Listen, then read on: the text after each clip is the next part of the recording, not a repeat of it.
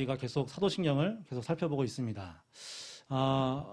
오늘 설교의 제목은 예수님의 생애입니다. 예수님의 생애. 오늘은 이는 성령으로 잉태하사 동정녀 마리아에게 나시고 본디오 빌라도에게 고난을 받으사 십자가에 못 박혀 죽으시고, 이 부분에 대해서 오늘 좀 같이 함께 은혜를 나눴으면 좋겠습니다. 예수님께서 태어나시고 고난을 받으시고 십자가에 못 박혀 죽으셨습니다. 태어나시고 살다가 죽습니다. 이게 인생이에요. 이게 생애예요. 오늘 설교 제목이 예수님의 생애죠. 여러분, 이거 신기하지 않아요? 예수님은 신입니다. 신. 만물을 창조하신 하나님이세요. 근데 예수님에게도 인생이 있었어요. 여러분과 똑같이. 잘 한번 오늘 요거를 한번 생각해 보는 것입니다. 예수님의 생애가 참 놀라운 것인데 왜 놀라울까? 이걸 좀 생각해 보는 시간을 가졌으면 좋겠어요. 여러분은 예수님이 한 여자의 자궁에 잉태되어 태어나실 때 탯줄을 끊고 태어나셨다는 이 사실을 여러분 믿습니까? 예수님이 응애응애하며 탯줄을 끊을 때 고통스러워하는 그 사실을 여러분 믿으세요? 여러분이 혹시 예수님께서 온갖 조롱과 핍박과 박해와 놀림과 고통과 증오를 한 몸에 다 받으며 평생을 사셨다는 것을 여러분 믿기세요? 여러분, 정말 예수 그리스도께서 저 극악무도한 바라바라고 하는 은혜를 전혀 모르고 하나님을 한 번도 불러보지도 못한, 은혜가 전혀 뭔지 모르는 저 극악무도한 바라바의 손과 발에 묶인 그 쇠철을 예수님께서 그걸 대신 자신이 묶이시고 바라바가 죽어야 할 십자가에 못 박히셔서 대신 물과 피를 다 쏟으신 채로 죽으셨다는 것을 여러분 정말 이게 믿기세요?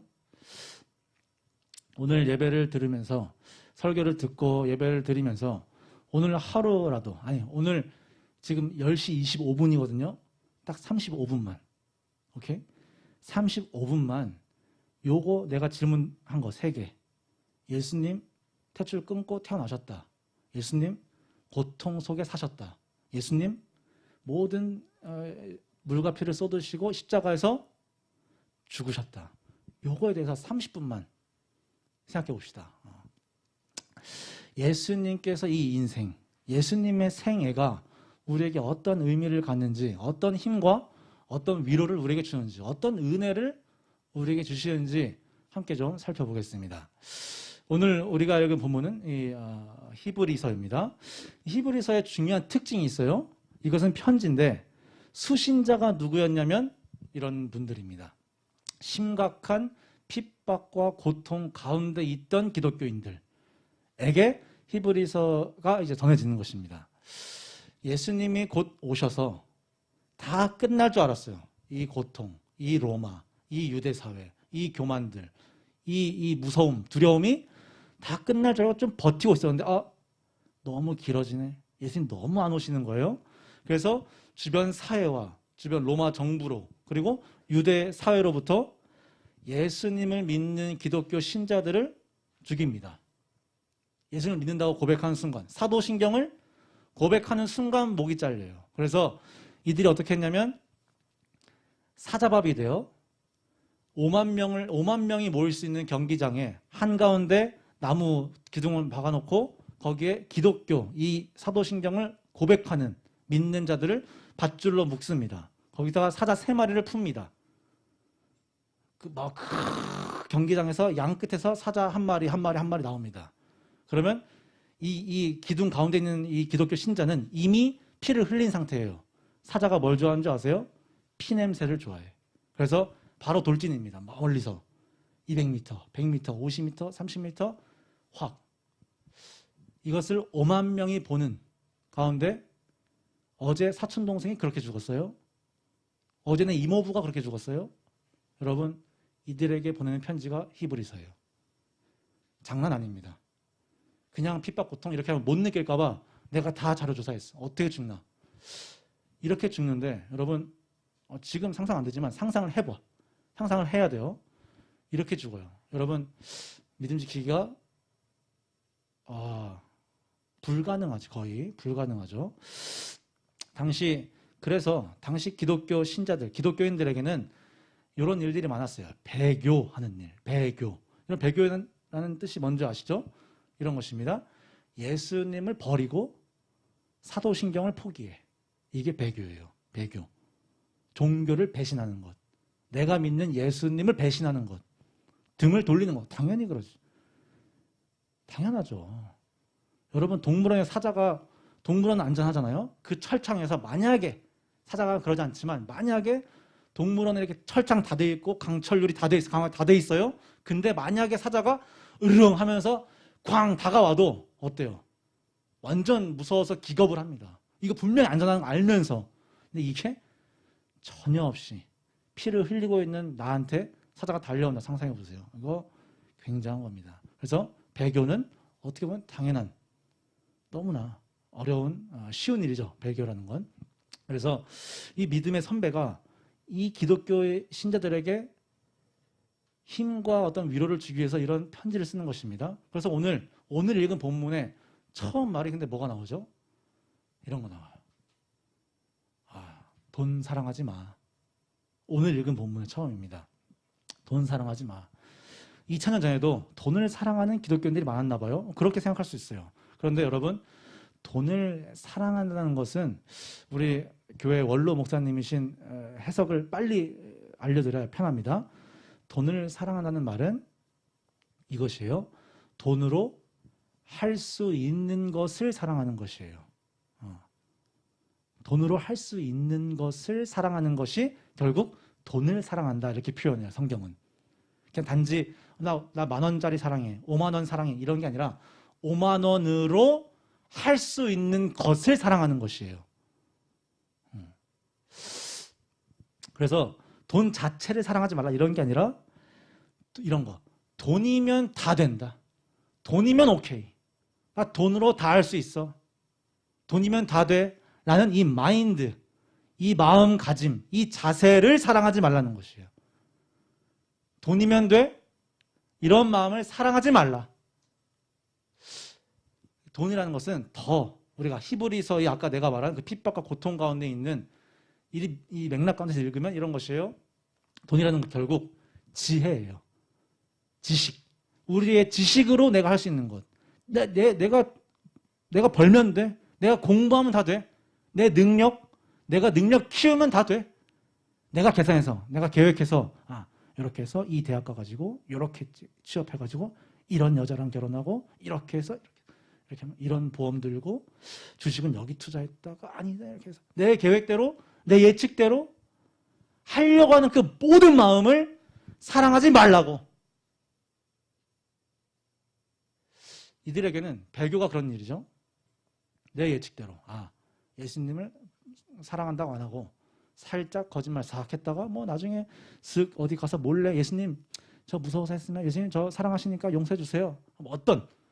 어떤 그런 모든 인간 자신이 살 수 있는 모든 생각들, 그 계산들과 모든 그 지식들을 사랑하지 말라는 것이에요. 왜 이런 말이 필요했을까요? 이것이요. 예수님으로 불만족스럽기 때문에. 왜냐하면 5절에 이렇게 나오죠. 있는 바를 족한 줄로 알라 이렇게 나와요. 5절에. 돈을 사랑하지 말라. 왜냐하면 너의 있는 바를 그걸로 만족해라 이것이에요. 근데 여러분 당시 기독교 신자들에게 있는 건 뭐였죠? 예수님밖에 없었어요. 예수님밖에 없었어요. 예수님 한 분. 그러니까 너희에게 있는 바로 만족해. 이 말은 너희에게 너 지금 뭐 갖고 있어? 예수님밖에 없잖아. 예수님으로 만족해. 이것이에요. 예수님으로 만족해. 이게 돈을 사랑하는 것과 반대예요. 반대. 내 계산을 사랑하는 것과 반대. 내 능력과 내 지식과 내 모든 것을 인간의 어떤 가치를 믿는 것의 반대가 예수님으로 만족하는 것.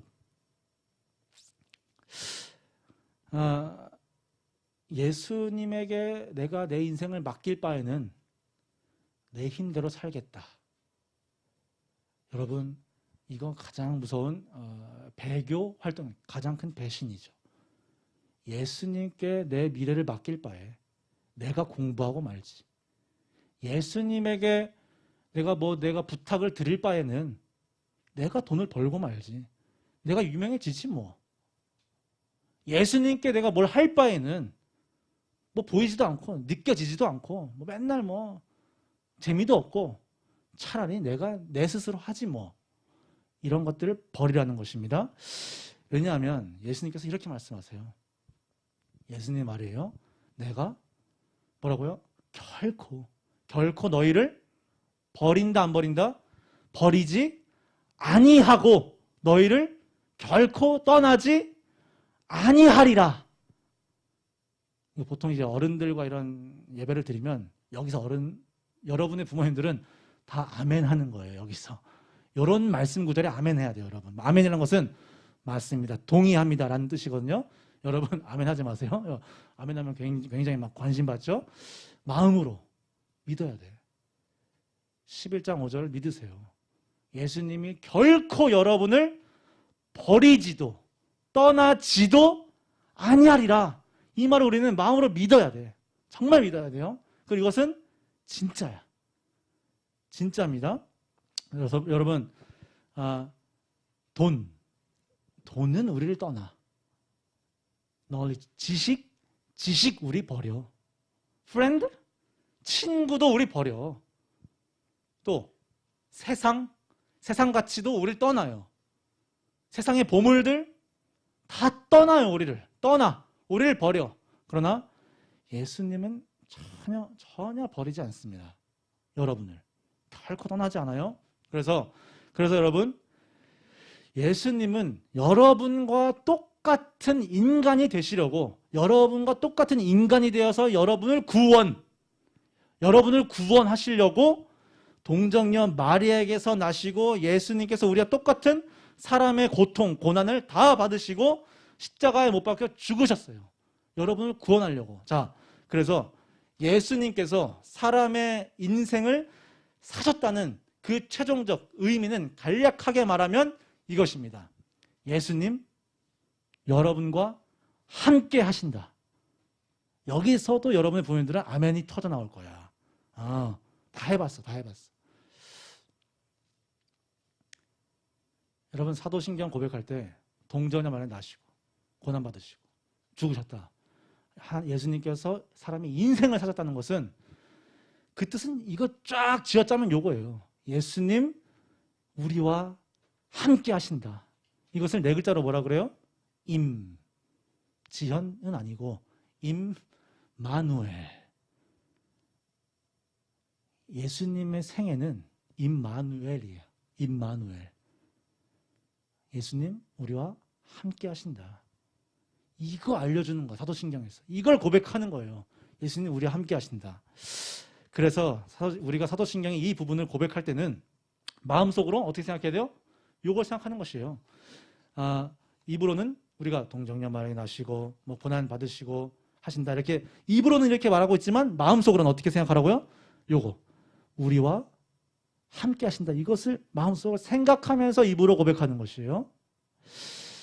여러분, 하나님의 가장 큰 소망이 마치 여러분과 함께하는 것 같아. 우리의 소망은 전혀 우리의 꿈과 비전과 그 어떤 것에는 전혀 하나님의 하자도 들어가 있지 않을지라도 하나님의 가장 큰 소망은 마치 여러분 한 명과 함께하는 것 같아요. 말씀을 보다 보면, 사역을 하다 보면 하나님의 꿈은 여러분 한 명과 함께하는 것 같아요. 만약에, 왜냐하면 하나님께서 그 소망이 없다면, 우리와 함께하고자 하는 그 꿈이 없었다면 예수님께서 왜 이걸 하십니까? 태어나시고 고난받으시고 왜 죽어? 너무 감사한 것입니다. 이런 예수님을 우리는 아까 말한 것처럼 임마누엘이라 부르는데 우리와 함께 하시는 하나님이세요. 예수님이세요. 그래서 우리는 임마누엘 하나님을 바라볼 수 있어야 돼요. 그걸 계속 기억해야 돼요. 내가 이렇게 힘들어? 방학 때도 학교가? 또 이제 시작이야? 또 온라인 또 시작? 마이. 이제 고2, 이제 고3? 이 모든 오 마이 갓에 오 마이 갓을 떠올리는 거야. 오 마이 갓이 왜 탄식이야? 오 마이 갓. 이거 엄청난 표현입니다. 하나님을 나의 하나님이라 부르는 것. 그거 생각하세요. 오 마이 갓. 맞아. 마이 갓이 나와 함께 하셔. 나의 하나님이시기 때문에 나와 함께 하시고 이것을 기억하는 것이에요. 그래서 당시 기독교 신자들은 믿음이 엄청 흔들리고 이제 난 내일 배신한다 라고 생각하던 기독교인들이 이 설교를 듣고 이렇게 고백해. 그래서 우리 흔들리는 우리가 담대히 말하되 오케이. 주님은 나를 돕는 이시고 내가 그래서 무서워하지 않겠다. 사람이 내게 어찌할까? 맞네. 주님 나의 헬퍼시고 내가 그래서 무서워하지 않아. 그래서 사람이 뭔데? 세상이 내게 어쩔 건데 결국 그들이 우리에게 겁주는 것은 사자밥. 그게 최악의 그 위협 도구거든요. 너 죽을래? 그래서 주님이 나의 모든 것 되시고 주님이 나와 함께 하시는데 주님 나를 도우시고 그런 내가 뭘 무서워하지? 생각해보니까 이 죽음이 끝이 아니라는 것을 아는 거예요. 세상은 이게 끝인 줄 알고 이거 죽으면 끝나. 근데 사실 기독교인의 끝은 그때 시작이거든. 그때 시작해요. 예수님의 생애를 기억할 때에야 비로소 우리는 주님이 나를 도우시는구나. 그래서 내가 두려워하지 않겠다. 그래서 사람과 세상이 내게 뭘 어떻게 할 건데 라는 이 담대함이 생기는 것이에요. 이제까지는 내가 마치 도움이 필요해서 내가 쫄아서 내가 무서워서 돈을 쫓은 거야. 아까 말한 돈으로 할 수 있는 것들을 쫓은 거예요. 내 능력과 지식과 계획과 예측과 내 모든 계산들을 쫓아간 거야.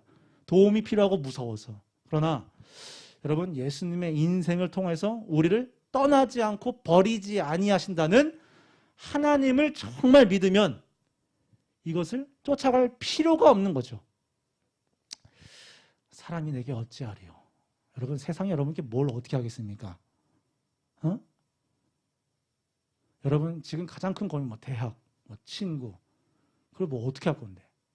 그게 잘못됐어요? 그게 왜 잘못된 게 어떻게 할 건데? 그래서 당시 로마가 유대 사회가 기독교 신자들에게 할 수 있는 것은 그냥 죽이는 것뿐입니다. 그게 다예요, 다. 그렇다고 우리가 순교해야 된다. 우리가 다 주가 된다. 이런 것은 아니고 사자밥이 무서울 수 있어요. 되게 이런 대학 잘 못 가는 것 무서울 수 있어요. 친구 잘 못 사귀는 것 두려울 수 있어요. 근데 하나님께서는 나는 이렇게 생각해요. 하나님께서 사자밥이 무서워서 거짓말한 우리 기독교인들을 절대 버리지 않으실 것 같아요. 절대 떠나지 않아. 그런 자들도. 세상은 이 모든 세상의 이야기의 주인공이 세상 자기인 줄 알아요. 돈은 지가 이 세상의 주인인 줄 알아요. 지식은 자기가 이 세상의 주인공인 줄 알아. 그래서 인간들을 자기 밑으로 두려고 실패케 해. 돈 못 벌게 해. 학벌 안 좋게 해. 이렇게 해서 내 밑으로 꿇어. 그래서 실패케 해. 그래서 지가 승리한 줄 알아. 다들 미치구만. 넌 돈의 노예, 넌 학벌의 노예, 넌 우정의 노예, 넌 사랑의 노예구나. 자기 자신이 다 신이 되려고 기고만장해서 여러분과 저를 자꾸 눌러. 조용히 해. 넌 내 하인이야. 넌 내 노예야. 라고 자꾸 눌러요. 그런데 여러분, 이 세상과 돈과 그 에덴 동산에서 그 뱀 따위가 전혀 모르는 진리가 하나 있어요. 아주 단순한 진리인데 요 진리예요. 세상과 성경의 주인공은 사실 이 하나님이라는 사실을 이들은 왜 모를까? 이걸 왜 모를까? 이게 무슨 뜻이냐면 성경의 주인공은 아브라함이 아니야. 모세가 아니에요. 바울이 아니에요. 마태나 누가나 그런 인간이 아니에요. 세상과 성경의 주인공은. 만일 이들이 주인공이었다면, 이들이 성경과 세상의 주인공이었다면 이들은 다 실패한 자들이에요. 실패한 자들. 그래서 뱀이 웃지. 그래서 돈이 웃죠. 세상이 웃죠. 그러나 이들이 까맣게 모르고 평생 모를 우리는 아는 한 가지 사실. 그 진리는 뭐냐면 이 모든 것의 주인공은 하나님이다. 그래서 하나님은 여러분이 실패해도, 내가 실패하고 무너지고, 내가 배교하고, 우리가 힘들더라도, 우리가 휘청휘청 거리더라도 하나님은 절대 포기하지 않아요. 하나님은 절대 떠나지 않아. 하나님은 이 실패한 인간의 역사를 승리로 바꿔. 하나님은 모두 포기한, 모두 황폐화된 인간의 그 영혼을 하나님의 것으로 새롭게 바꿔요. 이걸 몰라. 세상은 이걸 몰라. 그래서 우리만 무너뜨리면 되는 줄 알아요. 너 교회 나오지 마. 교회 안 나온다고 하나님 여러분 포기 안 해. 그걸 몰라. 바보 같아. 여러분, 기독교인의 실패, 여러분의 실패가 하나님의 실패 아니에요. 여러분의 포기가 하나님의 포기가 아니에요. 여러분의 절망이, 여러분의 좌절이, 여러분의 스트레스와 여러분의 우울이 하나님의 우울이 아니고 하나님의 실패가 아니에요. 예수님 십자가에 못 박혀 죽잖아. 얼마나 세상이 웃었을까. 로마 군인들 보면서 어떻게 했어요? 조롱하며 비웃더라. 조롱하며 비웃더라.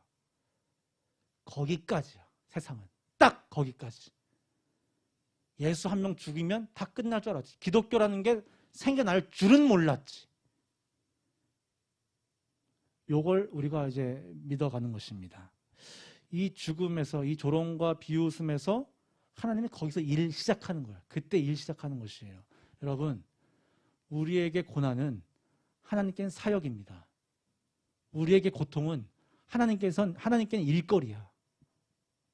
이걸 여러분 좀 믿었으면 좋겠습니다. 그래서 히브리서는 이런 믿음 생활 혼자 하는 거 쉽지 않다. 그래서 리더들에 관해서 짧게 이야기합니다. 7절에 이렇게 나와요. 하나님의 말씀을 너에게 일러주고 너희를 인도하던 자들을 생각해라.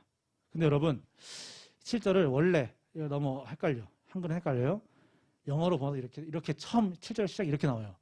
Remember your leaders. Remember. 기억해라. 뭘요? 너희들의 리더들을 기억해라. 어렵죠. 혼자 생활하기 어렵죠. 배신해야 되고 너무 무섭고 떨리고 죽음이 무섭죠. 그럴 때 우리는 누구를 기억하라고요? 너희의 리더들을 기억해라.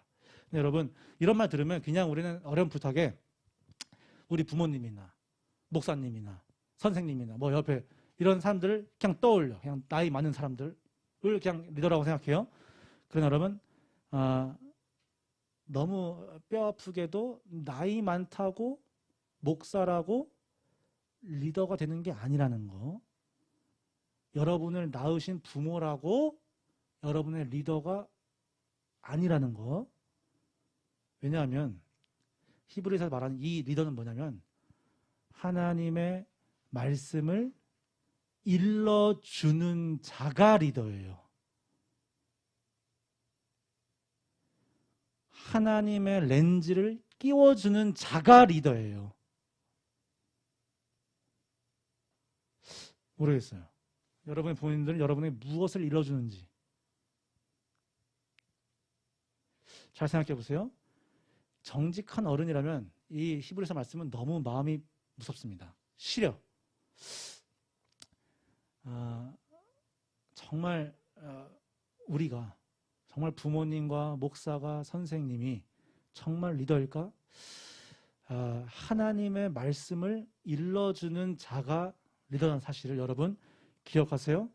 제가 주일 예배 때, 이 예배 때 여러분에게 하나님의 말씀을 일러주지 않는다면 저는 여러분의 리더가 아닙니다.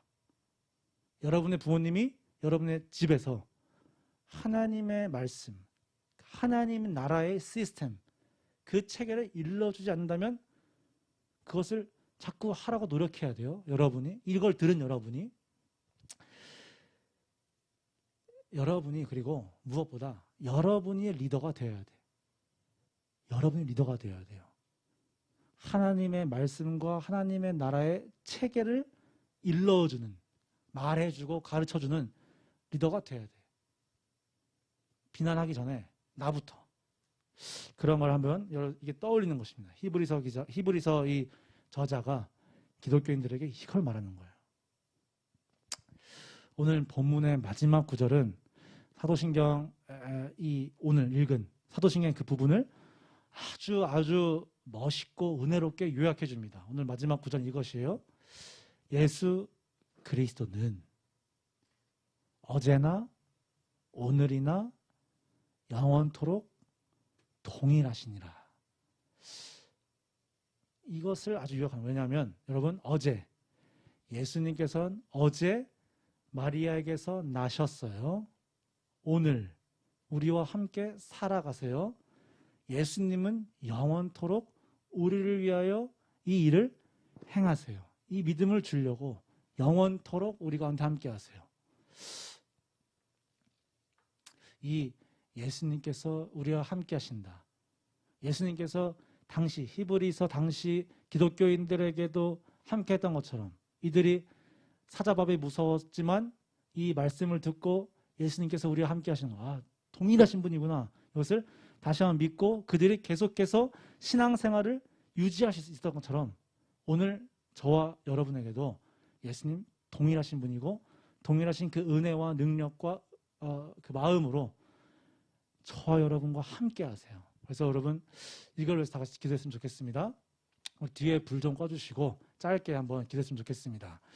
이런 기도 제목으로 임마누엘 예수님을 기억하게 달라고 이 시간 다 같이 노래에 맞춰서 기도하겠습니다.